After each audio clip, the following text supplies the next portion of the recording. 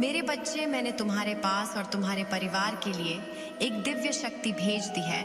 तो आज के इस संदेश में जान लो, तो अब से तुम्हारी सारी समस्या खत्म हो जाएगी। ये दिव्य शक्ति तुम्हें हर कष्ट से बनाने की शक्ति रखता है। इसे साधारण शक्ति समझने की भूल मत करना, वरना बहुत बड़ी मुश्किल हो जाएगा। मेरे बच्चे, इसे स्वीकार करने के लिए इसे अभी लाइक कर दीजिए और जय माता रानी लिख दीजिए। मेरे बच्चे, वो व्यक्ति तुमसे बहुत कुछ छुपा रहा है जिससे तुमने एक वक्त पर बहुत प्रेम किया था। वो तुमसे अपनी मर्जी से अलग नहीं हुआ है। उसके मन में आज भी तुम्हारे लिए बहुत प्रेम है, बहुत मान सम्मान है तुम्हारी उसके दिल में। पर कुछ गलतियां की हैं उसने जिससे वो बदल नहीं सकता है। और ये बात उसे भी पता है कि वो पूरी तरीके से आज भी तुम्हारा नहीं हो सकता है। जब तुम उसके साथ थे तो उसने तुम्हें धोखा दिया। तुम्हारे पीठ पीछे बहुत बार किए उसने, जो वो तुम्हें चाह कर भी नहीं बता सकता मेरे बच्चे, क्योंकि उसे ऐसा लगता है कि तुम मुझसे अलग हो। ये तो वो बर्दाश्त कर सकता है, लेकिन जब तुम्हें उसकी सारी सच्चाई पता चल जाएगी तो वो तुम्हारे दिल में अपने लिए नफरत बर्दाश्त नहीं कर पाएगा। इसलिए वो आज भी छुप छुप कर रोता है और वो बहुत ज्यादा रो रहा है, यह सोचकर कि उसने एक वक्त पर तुम्हें रुलाया था। उसने तुम्हारा हाथ छोड़कर किसी तीसरे का हाथ थाम लिया था। तुम्हारे पीठ पीछे वो किसी और से मिलने जाता था मेरे बच्चे, और ये सारी बातें उसे भीतर ही भीतर खाए जा रही हैं। अब वो अपने दिल की बातें बताकर, वो सारी अतीत की बातें उखाड़कर तुम्हें तकलीफ नहीं देना चाहता है। वो रो रहा है तो उसे ये बहुत अच्छे से पता है, वो अपने कर्मों की वजह से रो रहा है। मेरे बच्चे, अगर तुम मुझे अपनी माता मानते हो तो हाँ लिखकर इस संदेश को लाइक करके चैनल को सब्सक्राइब करना, और साथ ही साथ मेरा भाग्यशाली अंक 1111 लिखकर मुझे अपनी स्वीकृति प्रदान करा देना। वो उन बातों का दोष तुम्हें नहीं देना चाहता है, तुम्हें परेशान नहीं करना चाहता है, अपनी भावनाएं तुम्हारे सामने व्यक्त नहीं करना चाहता है। वो, उसके जीवन में एक अंधेरा आ गया है मेरे बच्चे, और वो हर पल बस एक सूर्य की किरण का इंतजार कर रहा है। उसके दिल में तो कोई और नहीं है, पर उसके जीवन में बहुत सारे ऐसे लोग हैं जो उसकी परिस्थितियों को कंट्रोल करते हैं, जिनके मन मुताबिक चल रहा है वो, और उसने हमेशा उन लोगों के मन मुताबिक ही निर्णय लिया है। और इसीलिए वो रोया है अंत में, क्योंकि उन लोगों के कहने पर ही उसने तुम्हारा हाथ छोड़ दिया था, किसी और का हाथ थामा था। तुम्हारे रहते हुए उसने किसी और का हाथ थाम लिया था मेरे बच्चे, और वह व्यक्ति आज भी उसके जीवन में है, पर वो उस व्यक्ति से प्रेम नहीं करता है, इसीलिए उसका दम घुट रहा है। पर वो तुम्हारे सामने क्या मुंह लेके आएगा? उसके इतने अच्छे कर्म भी तो नहीं है कि वो तुम्हारा सामना कर सके। उसने कुछ ऐसा किया है कि तुम्हें उसे माफ करना चाहिए, पर कहीं ना कहीं वो तुम्हें भी दोष देता है। उसे ऐसा लगता है कि तुमने उससे बहुत प्यार किया, बहुत प्रेम दिया उसे, इस पूरे संसार का प्रेम दिया, लेकिन तुमने उसे समझा नहीं मेरे बच्चे, तुमने उसे गलत समझा, इसलिए उसे किसी तीसरे का हाथ थामना पड़ा। प्रेम ये तो नहीं होता है। तुमने तो कभी किसी और का हाथ नहीं थामा, तुमने तो क्रोध में आकर कभी किसी और से प्रेम नहीं किया। तो वो गलती सिर्फ उसी ने क्यों की? और एक बार नहीं, बार बार और बार बार की हुई गलती नहीं होती है मेरे बच्चे। ये अपराध होता है, ये निर्णय होता है जो उसने सोच समझ कर लिया था। तो अब पछताने और रोने के अलावा उसके पास कोई और रास्ता बचा भी नहीं है, क्योंकि तुमने उसका हाथ छोड़ दिया है, उसका साथ छोड़ दिया है, और अब तुम्हें कोई उम्मीद नहीं है उससे। ना तुम चाहते हो कि वो तुम्हारे जीवन में वापस आए। तुमने तो बहुत सारे सपने देख रखे थे, और तुम कहीं भी जाते थे तो तुम सिर्फ उस व्यक्ति के बारे में सोचते थे, पर उसने तुमसे हमेशा झूठ बोला, तुमसे हमेशा चीजें छुपाई। जब तुम्हारे सामने कुछ बातें आई तो तुम्हें समझाने की जगह, तुम्हें सच बताने की जगह वो तुम पर ही आरोप लगाने लगा, तुम पर ही चिल्लाने लगा। तो आज किस बात का अफसोस हो रहा है उसे? और आज क्यों तुम उसके आंसू पोंछने जाओगे?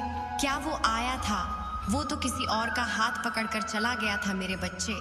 तो अब उसे किस बात का अफसोस है? और अब उसे जाकर ये एहसास क्यों हो रहा है कि वो तुम्हारे अलावा किसी और से कभी प्रेम नहीं कर पाएगा। जो प्रेम वो तुमसे करता है, जो जगह तुम्हारे उसके दिल में है, वो कभी कोई नहीं भर पाएगा। वह जगह उसके दिल में हमेशा खाली रहेगी। उसके मन में बहुत बोझ है मेरे बच्चे, और वह सब कुछ छोड़ छाड़ कर बस तुम्हारे साथ रहना चाहता है, तुम्हारे साथ एक घर बसाना चाहता है। पर वो अभी इसीलिए नहीं आ रहा तुम्हारे सामने क्योंकि उसको ऐसा लग रहा है कि तुमसे बात करने पर लड़ाई झगड़ा ही होगा। तुम दोनों के बीच की दूरियां और बढ़ जाएंगी। अगर उसे तुम्हें अपने जीवन में वापस लाना है तो पहले उसे अपनी गलतियों को सुधारना होगा। वो सारे रिश्ते खत्म करने होंगे जो तुम्हें उससे दूर ले गए। तुम्हारी भावनाओं को समझना होगा, तुम्हारी कदर करना सीखना होगा, और ये बात उसे भली भांति पता है। इसलिए वो पहले इन सब चीजों पर काम करना चाहता है। वह अपने जीवन में खराब परिस्थितियों को सुधारना चाहता है, और फिर वो तुम्हारे सामने आएगा एक प्रस्ताव लेकर, तुम्हारे साथ फिर से नए तरीके से, नए सिरे से एक रिश्ते की शुरुआत करने के लिए। वो फिर से तुम्हारे जीवन में आएगा मेरे बच्चे, और इस बार एक अलग ही व्यक्ति मिलेगा तुम्हें। मुझे पता है अभी तुम्हें उसे देखकर ऐसा लगता है कि वो अपने जीवन में बहुत खुश है, लेकिन उसके जीवन में उथल पुथल मची हुई है। उसे हर पल तुम्हारी कमी खलती है। वो इतने बुरे तरीके से परिस्थितियों में फंसा हुआ है, हर तरह से परेशानियों ने घेर रखा है उसे। तो वो पहले उन सब चीजों को ठीक करना चाहता है। वो ये नहीं चाहता कि पहले की तरह फिर से तुम उसके जीवन में आकर सिर्फ उसकी परेशानियों पर ध्यान दो, उसकी परिस्थितियों को ठीक करने में लग जाओ। वो इस बार तुम्हें खुशहाल जीवन देना चाहता है, खुशी देना चाहता है, वह सब कुछ देना चाहता है। वह तुम्हें जो तो उसने तुमसे छीना, तुम्हारा हक जो उसने तुमसे छीना, वो तुम्हें वापस करना चाहता है, और सम्मान के साथ वापस करना चाहता है। उसके मन में बहुत सारी ऐसी बातें हैं जो वो तुमसे बताना चाहता है, और वह अब इस बार तुम्हारे सामने सब कुछ साफ साफ रखने वाला है। अपना दिल खोलकर अपने दिल की एक एक बात, एक एक राज तुम्हारे सामने रखने वाला है मेरे बच्चे, और तुम और अपनी गलतियों की माफी मांगने वाला है। तुम्हें भी इस बात का एहसास होगा कि उसने कुछ चीजें मजबूरियों में और परिस्थितियों की वजह से किया था। वो तुम्हें सच में दिल से कभी तकलीफ नहीं पहुंचाना चाहता था, पर वो नासमझ था। उसको ऐसा लगता था कि वह सबका हाथ पकड़कर चले, पर जैसे जैसे उसकी उम्र हुई, परिस्थितियों ने, लोगों ने उसे ठोकर दिया। उसे समझ में आया कि उसे सिर्फ और सिर्फ तुम्हारा हाथ पकड़कर चलना है। उसे किसी और के सहारे की जरूरत नहीं है। मेरे बच्चे, अगर तुम मुझ में विश्वास रखते हो तो इस संदेश को शेयर करके मेरा भाग्यशाली अंक 888 लिखकर मुझे अपनी स्वीकृति प्रदान करा देना। मेरे बच्चे, तुम्हारे जीवन में शीघ्र ही परिवर्तन होने वाला है। तुम्हें खास बातों पर ध्यान देना अति आवश्यक है, क्योंकि मेरे बच्चे, जब जीवन में परिवर्तन प्रारंभ हो उस समय तुम्हें अपने कार्यों में भी थोड़ा परिवर्तन कर लेना चाहिए। क्योंकि जिस प्रकार से बारिश में बहते हुए पानी को यदि तुम थोड़ा सा रास्ता दिखाते हो तो वह उसी तरफ ही बहकर चला जाता है।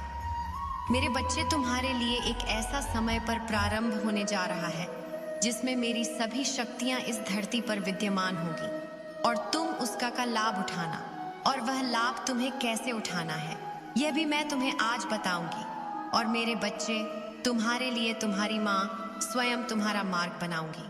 जिस प्रकार गर्मी के मौसम के पश्चात बारिश का मौसम भी जा चुका है मेरे बच्चे, और मौसम में उत्पन्न होती ठंडक तुम्हारे हृदय को ठंडक पहुंचा रही है, उसी प्रकार तुम्हारे जीवन में भी गर्मी के समान समस्या समाप्ति की ओर है, और मेरा आगमन हो रहा है तुम्हारे जीवन में।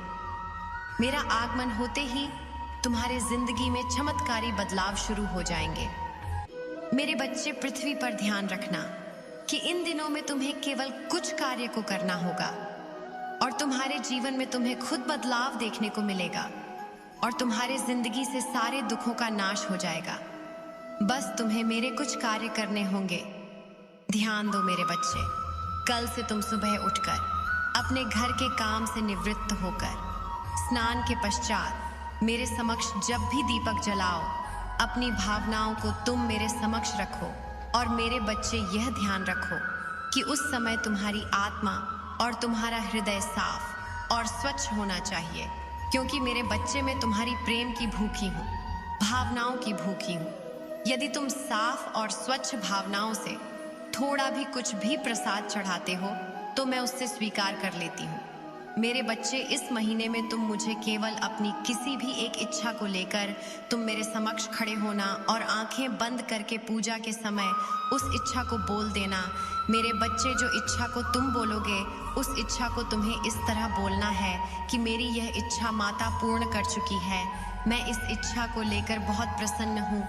मेरे बच्चे, यह इच्छा तुम्हें एक बार नहीं बल्कि तुम्हें 101 बार बोलनी होगी।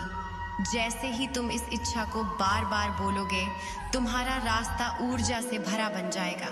तुम्हारी बोली हुई बात के अंदर एक शक्ति उत्पन्न हो जाएगी और वह इच्छा पूर्ण होने का एक मार्ग अपने आप ही तुम्हारे लिए बन जाएगा।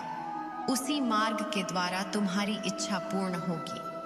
मेरे बच्चे, मेरा आशीर्वाद सदा तुम्हारे साथ है।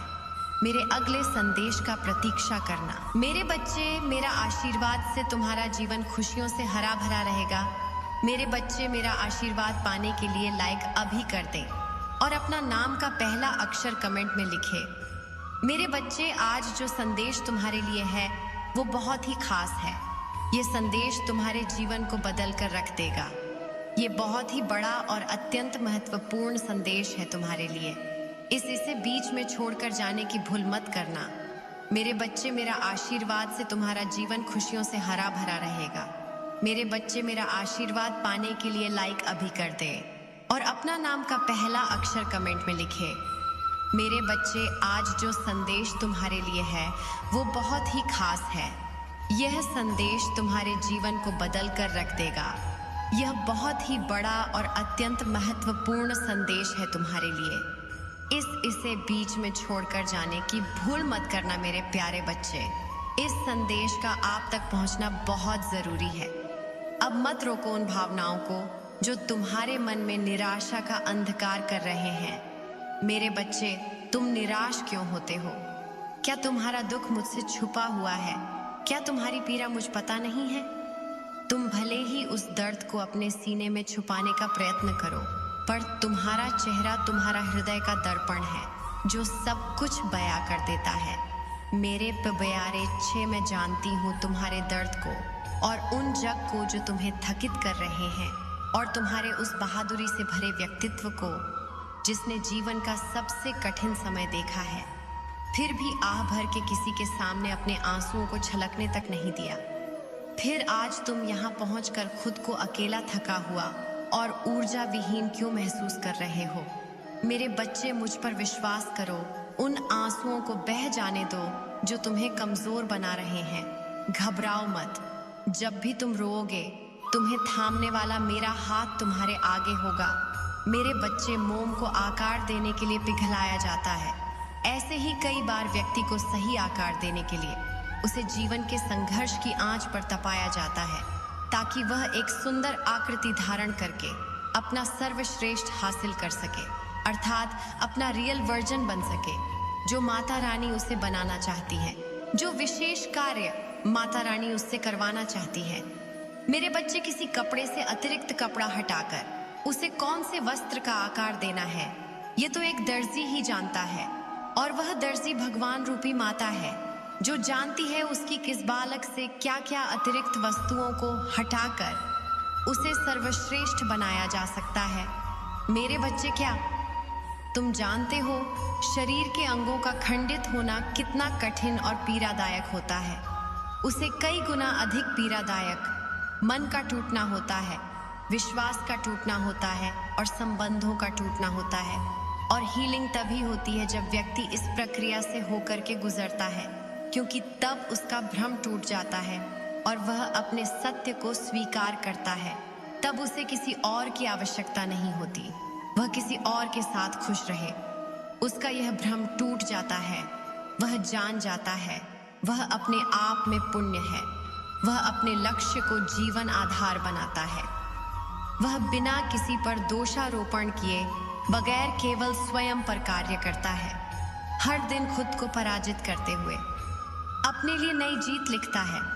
वह अपना ही सर्वश्रेष्ठ बनकर निकलता है। और एक दिन वह अपने आप से जीत जाता है।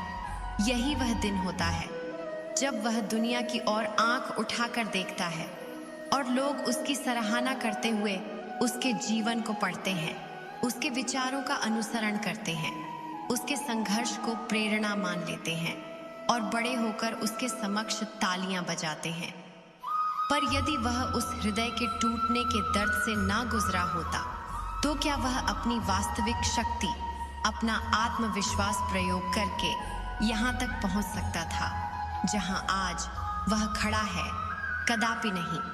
जो चल रहा है वह चलता रहे और अच्छा हो जाए। ये तो बड़ा मुश्किल है। यदि तुम बदला देखना चाहते हो तो या तो स्वयं को बदलो या फिर स्थिति ही बदल डालो। मेरे बच्चे सुनो, मैं तुम्हारे आसपास ही हूँ।